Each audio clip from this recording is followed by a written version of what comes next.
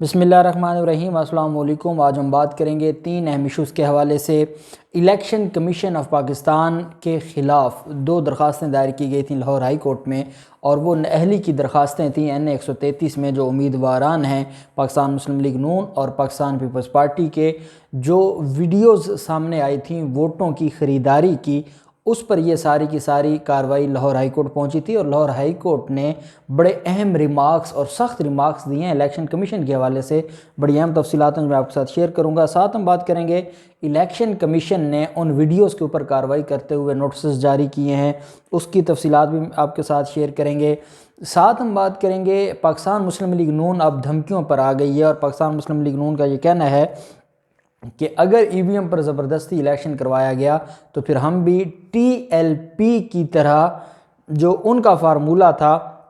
वो इस्तेमाल करेंगे। और वो क्या फार्मूला था? तशद्दुद का फार्मूला था। और पाकिस्तान मुस्लिम लीग नून धमकियां दे रही है कि हम भी तशद्दुद की तरफ चले जाएंगे। वो मामला भी मैं आपके साथ शेयर करूंगा। और शहबाज गिल ने मरीम नवाज़ को एक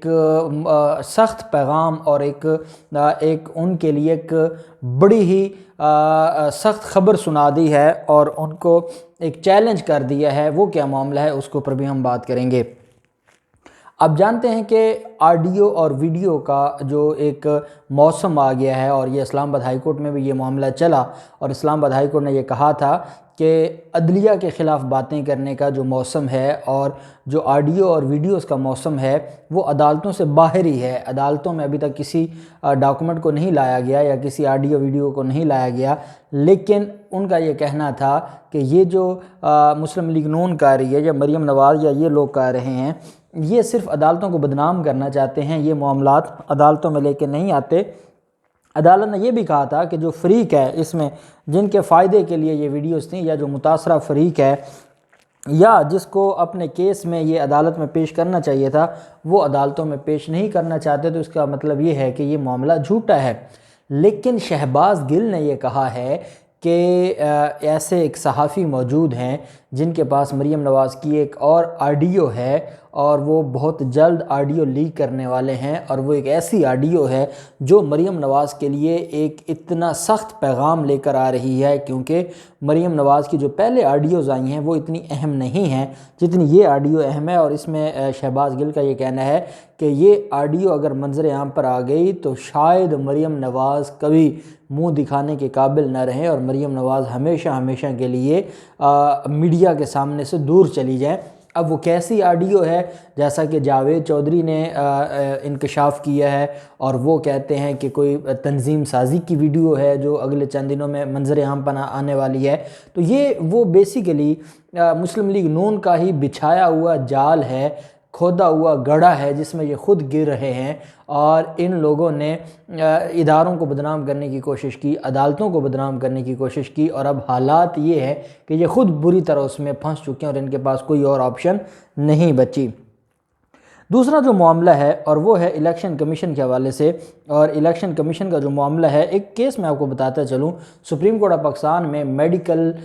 जो MD कैट टेस्ट है उसके ख़िलाफ़ आप जानते हैं कि एक मामला चला था, और इस्लामाबाद हाई कोर्ट में भी दरख्वास्तें दायर की गई थी, धरने और एहतजाज भी किए गए थे। और जो तरीक़ाकार था लाखों स्टूडेंट्स का, उनका ये कहना था कि जो ऑनलाइन टेस्ट लिया गया है वो एक फ़्रॉड था, और उससे मनपसंद लोगों को नंबर्स दिए गए हैं, और जो एलिजिबल थे उनको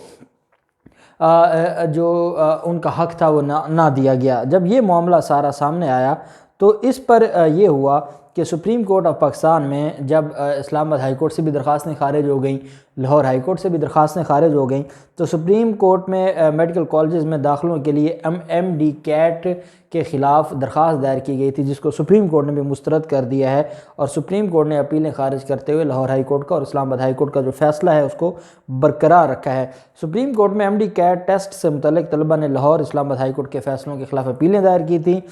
अदालत ने करार दिया कि MD कैट कानूनी तकाज़ा है, बाकी तमाम टेस्ट प्राइवेट कॉलेजेस के अपने हैं। कोई private medical college MD cat से राह फरार इख्तियार नहीं कर सकता। 5 صفحات پر مشتمل یہ فیصلہ ہے۔ جسٹس منصور علی شاہ صاحب نے یہ فیصلہ تحریر کیا ہے اور ان کا یہ کہنا ہے کہ طلبہ کا موقف تھا کہ ایم ڈی کیٹ کے لیے کالجز میں تیاری نہیں کرائی جاتی، تو انہوں نے کہا کہ یہ پرائیویٹ کالجز کے اپنے جو ٹیسٹ ہیں وہ الگ معاملہ ہے، لیکن ایم ڈی کیٹ لازم اور ملزوم ہے، جو اس کے خلاف درخواست دے گا اس کو قبول نہیں کریں گے اور وہ درخواست ناقابل قبول ہوگی، اور عدالت نے اس وجہ سے وہ درخواستیں خارج کر دی ہیں اور وہ اپیلیں خارج کر دی ہیں ایم ڈی کیٹ کے حوالے سے۔ اب ہم آ جاتے ہیں جو معاملہ ہے، لاہور ہائی کورٹ میں ایک درخواست دائر کی گئی اور یہ این 133 کے ضمنی انتخابات کے حوالے سے درخواست تھی، اور یہ ووٹ خریداری کی درخواست تھی۔ ووٹ خریداری کے خلاف یہ درخواست دائر کی گئی تھی اور اس میں یہ موقف اختیار کیا گیا تھا کہ جس طریقے سے جو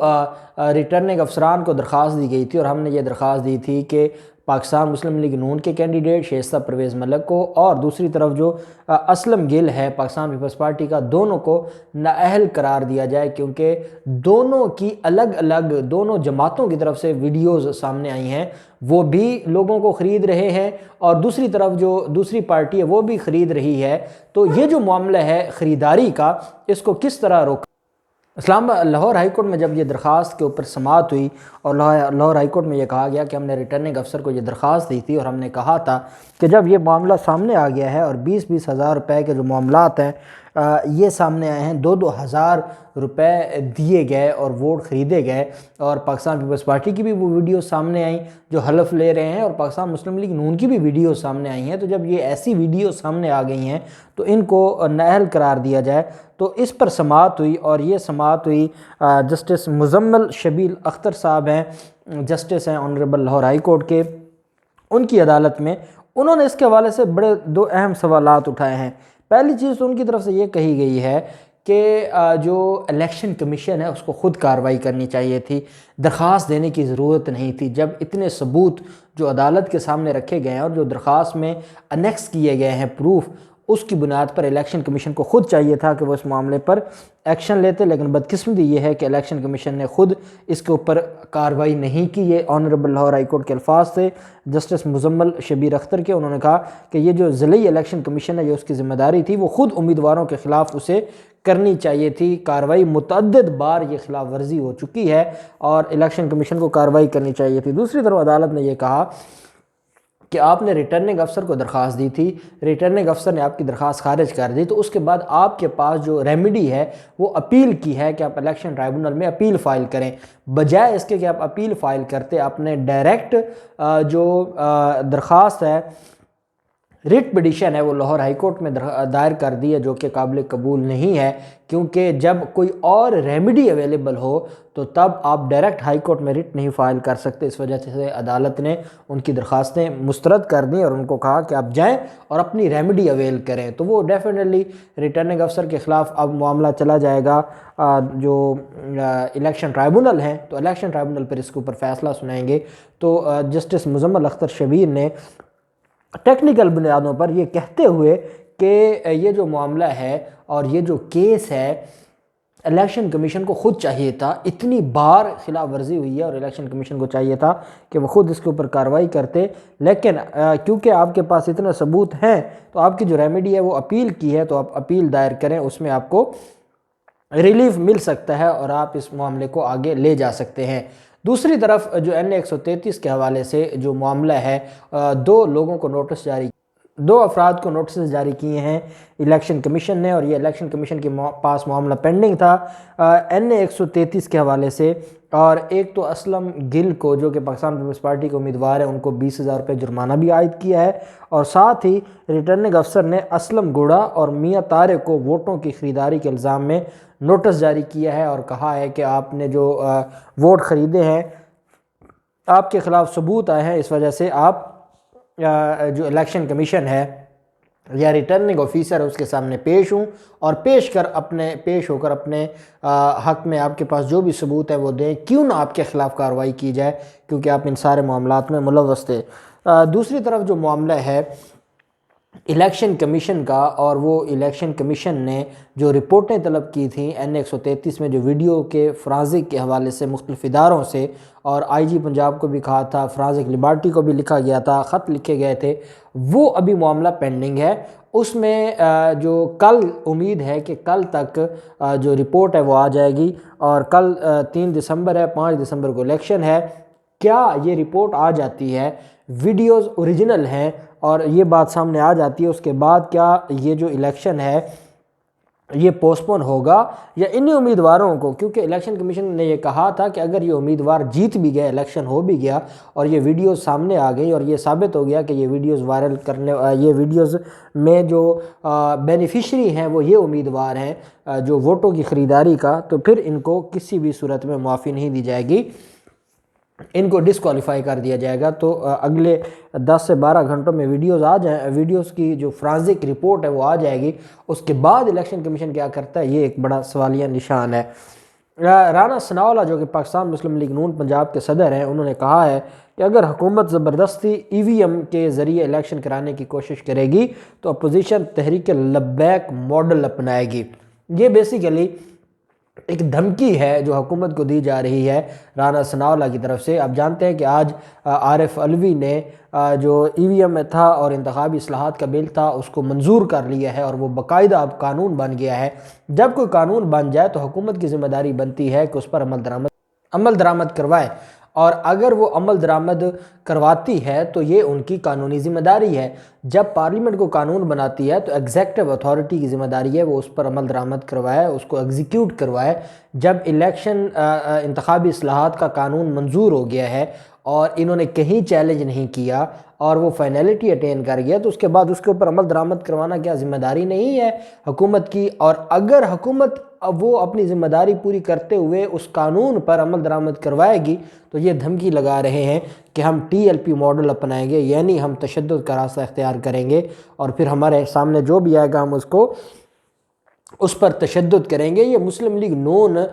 کو شکست کا خوف ہے، جس خوف کی وجہ سے یہ اب دھمکیوں پر اتر آئے ہیں، اور یہ جو معاملہ ہے یہ بہت آگے جائے گا، اور وزیر اعظم عمران خان EVM کے بغیر ان کی جان چھوڑیں گے نہیں اور یہ EVM کی طرف آئیں گے نہیں۔ اور جو ذرائع ہیں وہ یہ کہتے ہیں کہ الیکشن کمیشن نے وعدہ کیا ہے نواز شریف کے ساتھ کہ وہ کبھی EVM پر الیکشن نہیں ہونے دیں گے، لیکن کیونکہ قانون بن گیا ہے، یا یہ مافیا جیتے گی یا اسٹیٹس کو جیتے گی یا EVM جیتے گی۔ یہ معاملہ بہت گمبھیر ہوتا جا رہا ہے اور عمران خان کے پاس کوئی آپشن نہیں ہے سوائے اس کے کہ جو اصلاحات کی گئی ہیں وہ ان پر عمل درآمد کروائے۔ اب دیکھتے ہیں کیا ہوتا ہے، جو بھی تفصیلات ہوں گی آپ کے ساتھ شیئر کرتے رہیں گے۔ اللہ پاک پاکستان کامیاب و ناصر ہو۔ بہت شکریہ، اللہ حافظ، پاکستان زندہ باد۔